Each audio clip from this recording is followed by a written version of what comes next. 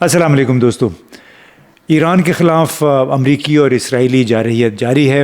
ایک ایک کر کے راز بھی کھل رہے ہیں. پہلے سیکرٹری خارجہ مارکو روبیو نے کہا کہ اسرائیل ایران پہ حملہ کرنے والا تھا، اور اگر ایسا ہوتا تو پھر ایران ہم پہ حملہ کر دیتا. کچھ ملتی جلتی بات اب ڈونلڈ ٹرمپ یعنی امریکی صدر نے خود بھی کر دی ہے. یعنی وہ جو ایک ڈھکوسلا تھا کہ نیوکلیئر ہتھیار یا ایران کا نیوکلیئر پروگرام ڈسکس ہو رہا تھا اور اس کو ختم کرنے کے لیے مذاکرات ہو رہے تھے، وہ سب کچھ بالکل ایک ڈھکوسلا ثابت ہوا ہے. لگ یہ رہا ہے کہ حملہ انہوں نے ہر حالت میں کرنا تھا، فیصلہ ہو چکا تھا. اب سنتے ہیں کہ یہ ڈونلڈ ٹرمپ کیا کہتے ہیں اس پہ. But I thought we were going to have a situation where we were going to be attacked. They were getting ready to attack Israel. They were getting ready to attack others. You're seeing that right now. And a lot of those missiles that are hitting in, those are stationary. Those were aimed there for a long period of time at these other countries. So I think I was right about that. We attacked first. And if we didn't, it could have been, look, we're really decimating them. They're being decimated. تو اب یہ آپ نے دیکھ لیا، Donald Trump خود کہہ رہے ہیں کہ ہم نے پہلے حملہ کیا. یعنی بنیادی بات یہ ہے کہ بغیر کسی وجہ کے انہوں نے پہلے حملہ کر دیا. اور اس مسئلے پہ بہت سارے امریکہ کے اتحادی بھی آہستہ آہستہ دور ہو رہے ہیں. نیٹو کے سیکرٹری جنرل نے کہا ہے کہ اس میں نیٹو شامل نہیں ہے، امریکہ اس میں ایک لیڈ پارٹنر ہے. کینیڈا کے وزیر اعظم مارک کارنی نے بھی کہہ دیا ہے کہ بغیر صلاح مشورے کے یہ کام ہوا ہے، ہم اس میں شامل نہیں ہیں. اسی طرح اسپین کے وزیر اعظم اور برطانوی وزیر اعظم نے بھی خود کو امریکہ کے اس اقدام سے دور کر دیا ہے. تو ہم اسی حوالے سے آج بات چیت کرنا چاہ رہے تھے کہ کیا امریکہ یا ڈونلڈ ٹرمپ جو ہے وہ تنہا ہو گئے ہیں ایران کے خلاف جنگ شروع کرنے کے بعد. تو جاوید صاحب آج ہمارے ساتھ موجود ہیں. السلام علیکم جاوید. السلام علیکم امتیاز بھائی. جی ویلکم بیک ٹو دا شو.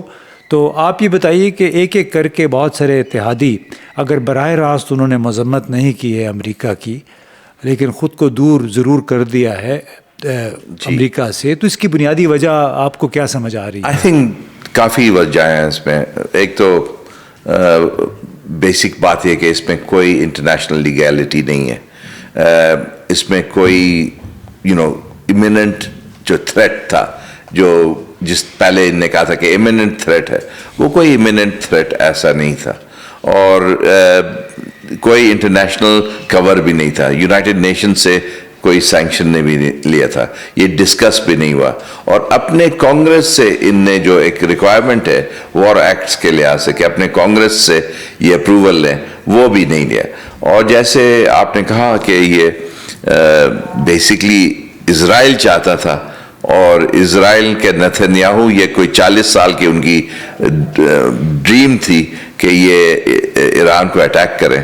تو وہ نتنیاہو کا ڈریم جو ہے یہ بیسکلی ٹرمپ صاحب جو ہے فلفل کر رہے ہیں. تو لگتا ہے کہ اب جو ہے، بلکہ ایک پروگرام میں میں نے دیکھ رہا تھا کہ وہ کہتے ہیں انگلش میں کہ the tail wagging the dog, کہ کتا جو دم نہیں ہلا رہا ہے مگر دم جو ہے کتے کو ہلا رہی ہے. تو آئی تھنک جو آج کل جو ہے وہ basically Israel is directing what America should do.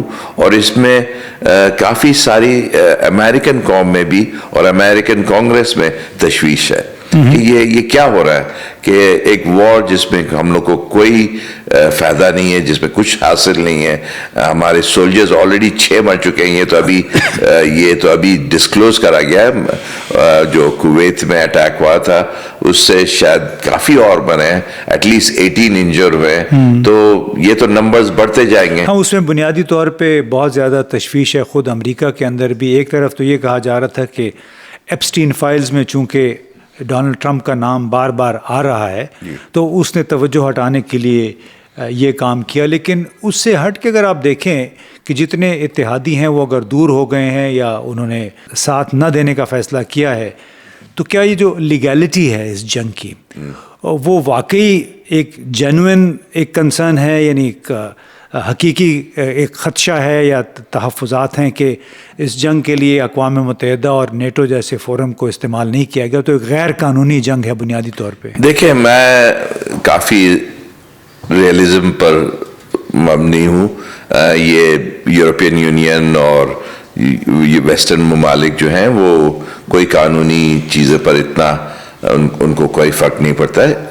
Essential اگر یہ جانتے کہ اس میں ان کا اسٹریٹجک انٹرسٹ ہے اور ایک کلیئرٹی ہو کہ یہ جنگ جیت سکتے ہیں اور فوراً جیت سکتے ہیں، تو اگر کوئی قانونی نقطہ نہیں بھی ہوتا تو وہ شاید سپورٹ کرتے ہیں. آئی تھنک قانونی ایشوز اس لیے آ رہے ہیں کہ وہ جو اسٹریٹجک آبجیکٹیو ہے اس پہ کوئی کلیئرٹی نہیں ہے، اور اسی لیے اپنے کو دور کر رہے ہیں، اس لیے کہ کوئی بھی جو ہے وہ پوٹینشل ابھی تک تو پتہ چلے گا، پوٹینشل ہار میں کوئی حصہ نہیں لینا چاہتا ہے. تو اگر ان کا جو آبجیکٹیو پہلے تو تھا، ہم لوگ نے سنا تھا کہ نیوکلیر ویپنز جو تھے اوبلیٹریٹ ہو گئے تھے according to Trump's own words. اس کے بعد پھر سے آپ اوبلیٹریٹ کرنا چاہ رہے جو آلریڈی اوبلیٹریٹ ہو گیا ہے. پھر آپ کہہ رہے ہیں میسائلز ختم کرنا چاہتے ہیں. آپ میسائلز کتنا ختم کر سکتے ہیں؟ وہ $40,000-50,000 کے ہوتے ہیں وہ میسائلز. وہ تو کسی ورک شاپ میں بھی بن سکتے ہیں ان کے جو شاہد. اچھا، وہ کسی نے کیلکولیشن کی تھی کہ ایران ایک $15,000-20,000 کا ایک میزائل بھیجتا ہے، اس کے جواب میں 3-4 لاکھ $1 ملین کا 4 ملین تک جو ہے اس کا دفاع کرنا پڑتا ہے. تو یہ آخر یہ کب تک چلے گا؟ اور آلریڈی آپ امیجن کریں کوئی 50,000 ایسے ڈرونز ان نے سپلائی کرے ہیں ٹو سوویت یونین، تو ان کے پاس کتنے ہوں گے؟ ہنڈریڈز آف تھاؤزنڈ شاید ہوں. تو ایسا اس میں سارے جو ہیں سمجھ رہے ہیں. اور ایک اور چیز ہے، ایک بڑی امپورٹنٹ چیز ہے. آپ نے دیکھا ہے کہ جو ابھی تو ہم نے آئل پرائسز دیکھے ہیں کہ کوئی $85 تک پہنچ گیا. ہاں، کوئی 10-15% بڑھے ہیں جب شروع ہو رہے وار سے شروع ہو رہے. مگر اگر آپ دیکھیں کوئی ایک مہینہ پہلے سے کوئی 25% بڑھ گئے. تو ایک آئل کا فیکٹر ہے. مگر سب سے زیادہ جو ہے جو LNG ہے، جو نیچرل گیس ہے، وہ قطر سے سپلائی ہوتا تھا، وہ 93% کوئی ایک دن میں بڑھ گیا وہاں یورپ میں. یورپ کی پوری جو سپلائی ہے آئی تھنک کوئی 60% جو ہے وہ جو ہے انرجی سپلائی، الیکٹریسٹی جو ہے وہ LNG سے بنتی ہے. تو اس سے ان کو بڑا نقصان پہنچے گا. وہ ہر چیز میں انفلیشنری امپیکٹ تھا. یہ امید کر رہے تھے بلکہ UK میں اور کہ انفلیشن کم آئے گا تو انٹرسٹ ریٹس کم کریں گے تو ان کی گروتھ بڑھے گی، تو ان کا اکنامکلی بڑی ڈیمیج ہوگی. تو آئی تھنک اس میں کافی وجوہات ہیں کہ ڈسٹنس کر رہے ہیں، اس لیے کہ آپ کو نہ کچھ حاصل ہو رہا ہے اور اوپر سے اللیگل ہے، ٹوٹلی اللیگل ہے. دیکھیں ایک دوسرا بھی پہلو اس میں یہ ہے کہ اگر آپ سمجھتے ہیں کہ آپ کو یہ رجیم، جیسے نے کہا یہ لونیٹک رجیم ہے، ریلیجس رجیم ہے، فنیٹک رجیم ہے، جو بھی ہے، ان کے لحاظ سے اچھی رجیم نہیں ہے، تو آپ اس پر اٹیک کر دیتے ہیں وداؤٹ یونائٹڈ نیشنز سینکشن. تو اس کا مطلب جو رشیا نے سمجھا کہ وہ یوکرین میں رجیم اچھی نہیں ہے اور وہ ان کے لحاظ سے نیبرز بھی ہیں، تو انہوں نے اٹیک کر دیا، تو وہ بھی بڑی صحیح ہے. تو اگر یہ ایک دستور بن جائے کہ جس کو جو بھی حاوی ملک ہے، پاورفل ملک ہے، وہ دوسرے پر اٹیک کر سکتا ہے اس لیے کہ ان کو پسند نہیں ہے ان کی لیڈرشپ، تو سمجھیے کہ کیا ہوگا دنیا میں. اچھا، وہ شکر ہے پچھلے سال جو بھارت اور پاکستان کے درمیان ہوا کہ بھارت نے بھی کوئی یہی فارمولہ اختیار کرنے کی کوشش کی تھی کہ آپ اپنی مرضی سے آگے پاکستان کے اندر ان کے مطابق دہشت گردی کے اڈے ان کو نشانہ بنایا، لیکن الٹا ان کو کافی ہزیمت اٹھانی پڑی. ہم نے تو یہاں مینیج کر لیا، لیکن اب خود مغربی ممالک نے اپنے لیے ایک گڑھا کھود لیا ہے کہ جو کام جس کام کی وہ روس کی مذمت کرتے تھے، وہی کام انہوں نے ابھی خود کر ڈالا ہے. اچھا یہ بتائیں آپ، چونکہ شروع میں اب یہ بات آپ نے کی کہ کلیئرٹی آف اینڈ گول، اس کے آپ کے اس آپریشن کا بنیادی مقصد کیا ہے، کیونکہ یہ خود تضادات کا شکار ہو گئے ہیں. تو مجھے وہ یاد آ رہا تھا کہ 160 بچے جو انہوں نے ایک میزائل حملے میں شہید کر دیے منامہ میں، ایران کے ایک علاقے میں، وہاں پہ کوئی 3 مارچ کو ان کی اجتماعی پھر تدفین بھی ہوئی ہے. کتنے رقت آمیز وہ مناظر تھے.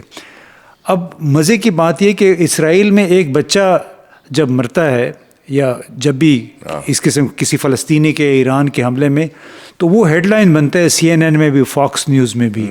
لیکن یہاں 160 بچے مارے گئے, ان کے جنازے ہوئے اور کسی کے کان پہ جوں تک نہیں رہیں. تو کیا اس منافقت کی آپ بات کر رہے تھے, مغرب کی جو وقت ابن الوقتی جس کو کہتے ہیں, سیلفشنس؟ دیکھیں میں خود مغرب میں رہ چکا ہوں اور کافی وقت گزارا ہے, اور میں بڑا ایک زمانے میں ایڈمائر کرتا تھا ان کے سویلائزیشن کو اور ان کی کلچر کو.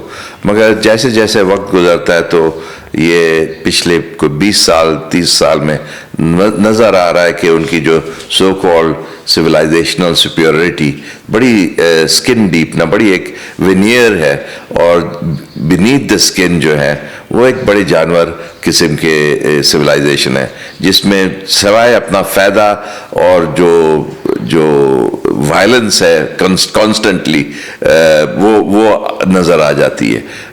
تو یہ ساری جو رول بیس سوسائٹی, ہیومن رائٹس, یہ ساری چیزیں بلکہ بہت اچھی ہیں اور ان پر ہم لوگ کو ساروں کو اپلائی کرنا چاہیے. یہ رولز جو ہیں یہ برے نہیں ہیں, مگر جس کے بارے میں جو بات کرتے تھے وہ ذرا سا لگتا ہے کہ ایکچولی میں بلیو نہیں کرتے ہیں. آپ تو یہ ہم نے دیکھا غازہ میں کیا ہوا ہے, یہ overall West Bank Palestine میں کیا ہو رہا ہے, مگر آج دیکھ رہے ہیں کہ جو ٹیلی گراف کا ہیڈ لائن تھا کہ ان کے اپنے ہیڈ لائن میں کہ اپوکلپٹک جیسے ہیلش جیسے ایک قیامت کے ایک سین ہے, قیامت خیز مناظر ہیں. بالکل. تو یہ خود کر رہے ہیں اور کوئی لیگیلٹی نہیں اس میں, کوئی ریزن نہیں.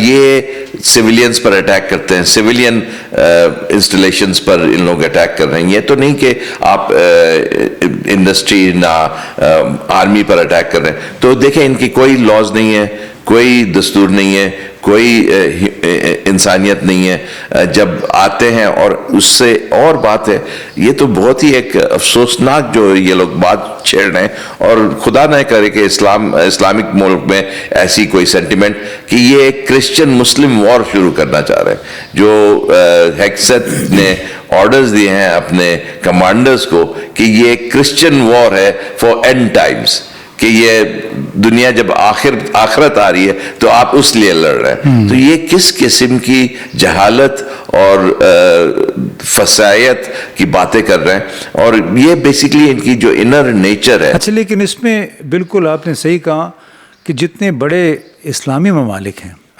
انہوں نے اب تک اس بات پہ خاموشی اختیار کی رکھی ہے, جو کہ امریکہ کے وزیر دفاع نے بات کہی ہے کہ آپ وہ حکومتیں جو کہ چپکی ہوئی ہیں حضرت محمد کے دقیانوسی خیالات سے, یہ ان کے الفاظ ہیں, تو ان کے پاس نیوکلیر ہتھیار نہیں ہونے چاہیے.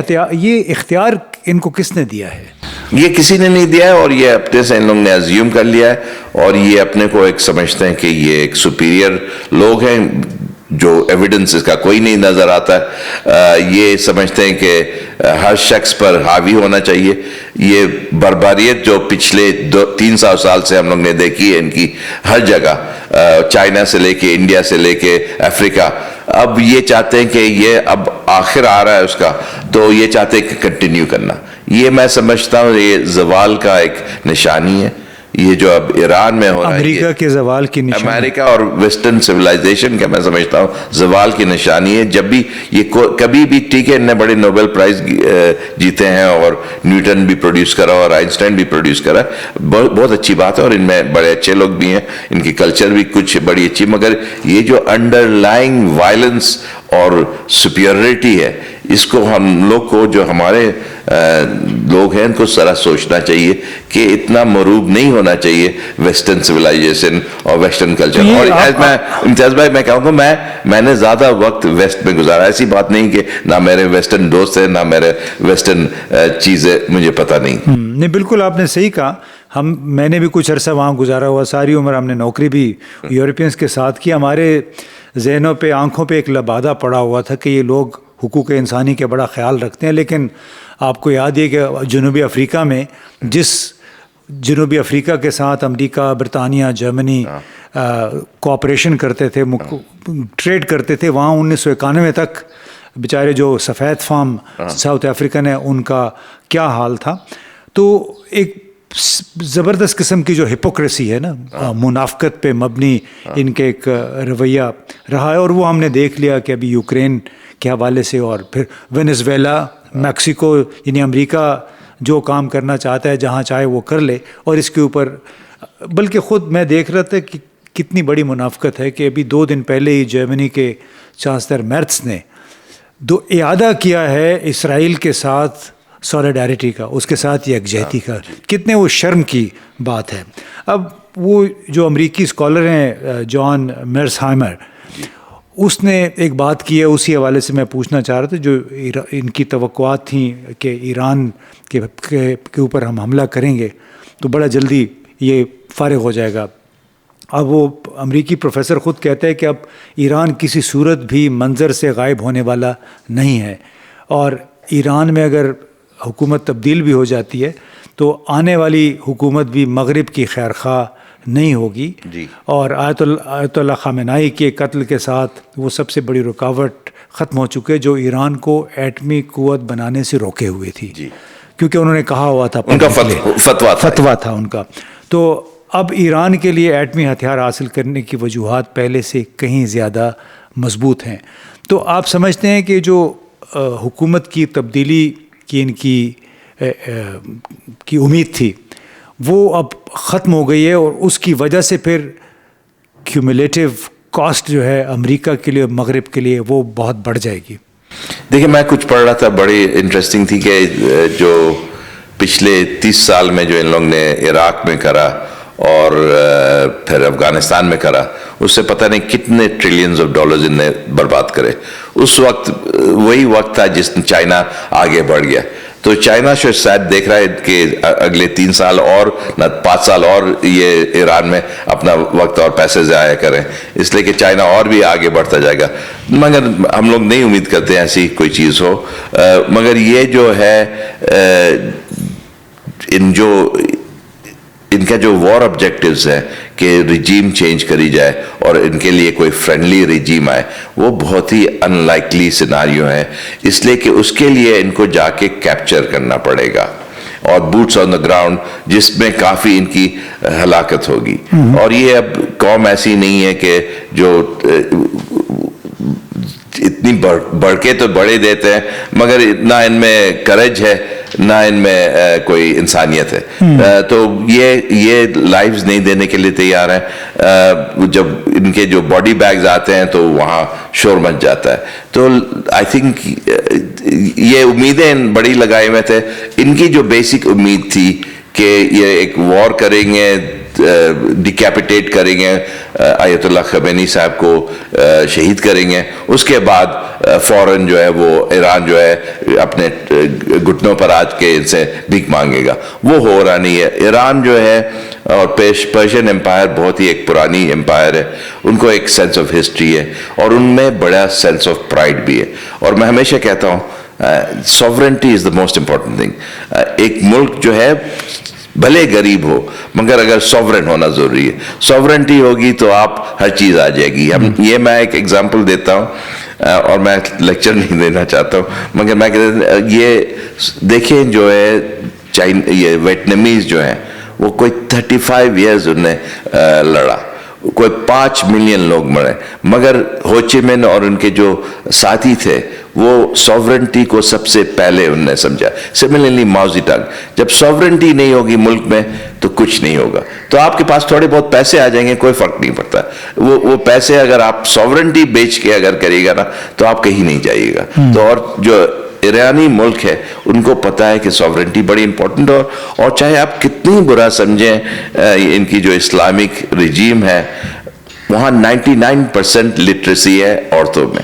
وہاں جو لیول آف ایجوکیشن ہے پاکستان اور کافی سارے ملک اسلامک ملک سے کہیں زیادہ ہے. ان کی ٹیکنالوجی جو ہے despite continuous sanction for the last 20 years technology کہیں آگے ہے. وہ اپنے میسائلز بناتے ہیں, اپنے ڈرونز بناتے ہیں, ان کی یونیورسٹیز جو ہے میتھس میں some of the best maths teachers produce کرتے ہیں. تو یہ ایک رجیم جو ہے چلے آپ سمجھیں کہ ٹھیک سے ڈیموکریٹک نہیں ہے, مگر اس میں بڑی کوہیسونیس ہے. ایک بڑی تو ایسی بات نہیں ہے کہ یہ بس ایک دو لوگوں کو دیکھیں ویسے بھی وہ ڈیموکریسی یا جمہوریت جو ہے وہ تو بھی تو ایک لبادہ ثابت ہوا ہے نا. یعنی ٹرمپ کے جو بہترین دوست ہیں وہ مشرق وسطیٰ میں ساری وہ ڈکٹیٹرشپس ہیں. وہ پوتن کو بھی کہتا ہے کہ میرا بڑا اچھا دوست ہے, باقی سب لوگوں کو کہتے ہیں ہمارے بڑے اچھے وہ دوست ہیں. تو یہ بتائیں کہ ایران کی سعودی عرب کے ساتھ تو جنگ کروانے میں یہ کھلم کھلا جنگ کروانے میں ناکام رہے, کیونکہ بڑا پروپیگنڈا چل رہا تھا کہ ایران نے اس سعودی عرب پہ بھی حملہ کر دیا, حالانکہ انہوں نے صرف امریکی فوجی اڈے پہ حملہ کیا تھا. متحدہ عرب امارات کو کیوں نشانہ بنایا ہے؟ کوئی 800 کے قریب وہ ڈرونز گئے ہیں, کوئی 150 کے قریب یا 200 کے قریب راکٹس میزائل مارے ہیں ایران نے. تو اس کی اہمیت کیا ہے؟ متحدہ عرب امارات کو کیوں نشانہ بنایا آپ کے خیال میں؟ اس لیے کہ آپ دیکھیں کہ جو یو اے ای ہے یہ ایک بہت ہی انسیڈیس رول پلے کر رہا ہے مڈل ایسٹ میں. وہ ایک دم ایک زائنسٹ پون بن گیا ہے. وہ جو ہے وہ کام کرتا ہے جو بھی اسرائیل کہتا ہے لٹرلی اس کے کام کرتا ہے. انہوں نے یمن میں کافی ڈسٹربنس کری اگینسٹ سعودی عربیہ. سوڈان میں وہ ایک جینوسائڈل پارٹی ہے اس کو سپورٹ کر رہی ہے. تو آئی تھنک یو اے ای کی ایک بہت کوشچنیبل ہے, اور کافی حد تک جو موساد کے ایجنٹس ہیں ایون جو مڈل ایسٹ میں یہ ایران میں بھی جو آپریٹ کرتے ہیں وہ ان کا کنڈیوٹ جو ہے وہ یو اے ای ہے. تو یو اے ای ہے جو بہت ہی زیادہ ایک ایکسس بنا ہوا ہے, بلکہ ایک فارمل ایکسس ہے جو نتنیاہو نے اناؤنس بھی کرا ہے. Israel, India and U A E, اور اس نے کہا اس میں جو ہے اگینسٹ شیعہ ایکسس اینڈ سم سنی ایکسس ایز ویل. تو بیسکلی یہ اسلامک کہی دیتا تھا, اگر شیعہ سنی کے خلاف کہا تو اور کون رہ گیا کہ اگینسٹ مسلمس. تو یو اے ای کی اس میں بڑے کوشچنیبل رول ہے. تو آئی تھنک جو ایران اٹیک کر رہا ہے آئی تھنک بڑے سوچ سمجھ کے ان نے, بلکہ سعودی عربیہ اور قطر کو اور عمان کو بڑے کلیئرلی کہا کہ ہم آپ کو نہیں اٹیک کر رہے ہیں, مگر ایسی بات انہوں نے یو اے ای کو نہیں کہی ہے. ہاں مطلب اس میں فالس فلیگ آپریشنز بظاہر لگ رہا ہے کہ ہوئے ہیں, اور محض تمام یہ کارروائیاں ایران کے کھاتے میں ڈالنے کے لیے, اس کو بدنام کرنے کے لیے. لیکن بہت بہت شکریہ آپ کا جاوید صاحب, ہم نے کافی دن کے بعد ہماری یہ ڈسکشن ہوئی اس طرح سے. تو ہماری گفتگو کا لب لباب یہ تھا کہ ایران اندر سے فی الحال ختم ہونے والا نہیں ہے. ان لوگوں کو اپنے تاریخی ثقافتی ورثے پہ بڑا فخر ہے. ایرانی ہونے کو وہ ایک فخر سمجھتے ہیں. تعلیم یافتہ قوم ہے. امریکہ سے کئی ہزار سال پرانی وہ تاریخ ہے, ثقافتی ورثہ ہے اس کا. اور ان کو ایرانی عوام کو یہ بھی پتہ چل گیا ہے کہ امریکہ کسی کا دوست نہیں ہے. بڑی تلخ تاریخ ہے کہ اس میں ایران میں پہلے بھی جمہوریت کے نام پہ انہوں نے حملے کیے, لیکن اور دوسری دنیا کے دوسرے ملکوں میں بھی, لیکن دراصل وہ ان کا اپنا ایک جس کو کہتے ہیں اسٹریٹجک یا اقتصادی انٹرسٹ تھا, جس کی وجہ سے امریکہ جگہ جگہ مداخلتیں کرتا پھرتا ہے. لیکن جاوید صاحب ایک جو میں بھول گیا تھا بات, اسی پہ آپ ختم کر لیجئے گا کہ اقتصادی صورتحال کیا بننے والی ہے اگر یہ جنگ 2-3 ہفتے اور جاری رہی تو ہمارے جیسے ملکوں کے لیے تو بڑا مشکل ہو جائے گا, پاکستان جیسے ملکوں کے لیے. دیکھیں آئی تھنک یہ ہم لوگ نے اس پر غور کرنا چاہیے تھا, مگر thank you for bringing it up. Just بڑے بریفلی, ایک تو آلریڈی آئل پرائسز 84-85 تک ٹچ کرے ہیں, آج شاید 82 ہے, مگر اگر یہ 2-3 ہفتہ اور چلتا ہے, اور اسٹریٹ آف ہارمز جو ہے بہت ہی امپورٹنٹ, جس سے 20 ملین بیرلز آئل پاس ہوتے ہیں, اگر وہ بند رہتا ہے تو آئل پرائسز تو شاید 90 کراس کر جائیں, شاید 100 تک بھی پہنچ جائیں. اور یہ دیکھیں کچھ ہفتوں پہلے, کچھ مہینے پہلے یہ 60 تھا, تو لٹرلی کوئی 80-90% آئل پرائس بڑھے گئے. تو اس پر انفلیشن جو ہے یہ ہر چیز, جب آئل پرائز بڑھتی ہے تو آپ کی الیکٹریسٹی پرائز بڑھتی ہے, آپ کی فرٹیلائزر پرائز بڑھتی ہے, فرٹیلائزر پرائز بڑھتی ہے تو آپ کا فوڈ پرائز بڑھتا ہے, تو آپ کی ہر چیز پر افیکٹ ہوگا. آلریڈی جو ہے گیس پرائسز جو ہیں وہ 90% بڑھ گئے ہیں, تو آپ کی فرٹیلائزر پرائسز بڑھ جائیں گی. تو دیکھیں یہ اس پر بہت ہی ایک ڈیمیجنگ افیکٹ ہوگا گلوبل اکانومی پر. گلوبل اکانومی تو ڈیفینیٹلی سلو کرے گی, مگر جو ایک جیسے کہتے ہیں ایکزوجنس شاک, یہ ایک قسم کا بیرونی اثرات جو ہوتے ہیں, مگر آئی تھنک سب سے زیادہ ڈیمیجنگ جو ہوگا وہ ہمارے جیسے ملکوں کو ہوگا, افریقہ ملکوں جن کی اسٹریٹجک ریزروز جو ہیں بہت کم ہیں, شاید 3 سے 4 ہفتہ پاکستان کی ہیں, افریقہ میں اس سے بھی کم ہے. چائنا جیسے ملک کے لیے ان کی تو اسٹریٹجک ریزرو جو ہے آئل کی اور گیس کی کوئی 2 سال ہے, تو وہ تو برداشت کر لیں گے. مگر ہمارے جیسے ملکوں کو جب آئل پرائسز اتنی بڑھیں گی تو ہماری امپورٹ بلز بھی زیادہ بڑھیں گی. گلوبل اکانومی اگر سلو ڈاؤن کرتی تو ایکسپورٹس بھی کم ہوگی اور انفلیشن اوپر سے بڑھے گا. تو آئی تھنک ہر لحاظ سے آپ سمجھیں کہ یہ جو امریکہ نے کرا ہے ہم لوگ پر ڈائریکٹلی انڈائریکٹلی اٹیک کرا ہے. چلیں اسی پہ بات ختم کرتے ہیں اس سوال کے ساتھ کہ اگر بہت مجبوری ہو گئی تو کیا پھر پاکستان روس سے تیل خریدے گا, اور کیا پھر ڈونلڈ ٹرمپ پاکستان کو روس سے تیل خریدنے کی اجازت دے گا یا نہیں؟ بہت بہت شکریہ. Thank you.